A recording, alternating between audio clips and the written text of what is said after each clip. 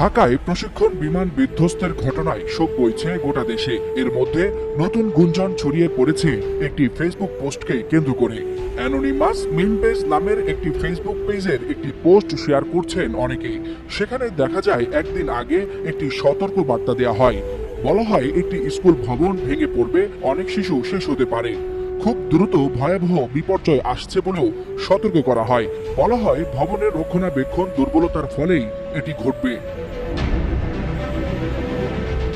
তবে কোথায় হবে, কবে হতে পারে এই দুর্ঘটনা তার কিছুই উল্লেখ করা হয়নি সেই পোস্টে। এমনকি বাংলাদেশের নামও সেখানে উল্লেখ নেই। অ্যানোনিমাস মেইন পেজ নামের এই ফেসবুক পেজটি কারা পরিচালনা করছে তা বোঝার কোনো উপায় নেই, কারণ সবার মুখমণ্ডল ঢাকা থাকে একটি বিশেষ ধরনের মাস্ক দিয়ে। আর পেজটি কোথা থেকে পরিচালনা করা হচ্ছে তাও জানা যায় না। যদিও প্রোফাইল লোকেশনে লেখা আছে হাওয়াই, তারপরও অনেকে বিষয়টিকে মাইলস্টোন স্কুল অ্যান্ড কলেজের উপর বিধ্বস্ত হওয়া বিমান দুর্ঘটনার সাথেই মেলাচ্ছেন। তবে সাইবার বিশেষজ্ঞরা বলছেন এই ধরনের পেজের কোনো সত্যতা নেই। ফেক পেজ খুলে ভয় ধরানোর জন্য বিশেষ চক্র এসব পোস্ট দিয়ে থাকতে পারে।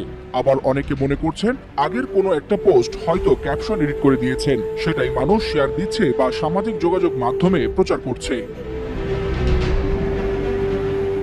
এই ধরনের পোস্টকে আমলে না নেওয়ার পরামর্শ দেওয়া হচ্ছে। শুধু এই পোস্টেই নয়, বাংলাদেশের নাম মেনশন করে একাধিক পোস্ট দেওয়া হয়েছে 2,94,000 ফলোয়ারের ওই পেজ থেকে। তবে দুর্ঘটনার বিষয়ে আইএসপিআর জানিয়েছে যান্ত্রিক ত্রুটির কারণে প্রশিক্ষণ বিমানটি বিধ্বস্ত হয়েছে। তদন্ত শেষে আরো বিস্তারিত জানা যাবে। এমনকি পাইলট বিমানটিকে ফাঁকা জায়গায় নিয়ে যাওয়ার চেষ্টা করেছিল বলেও উল্লেখ করে আইএসপিআর।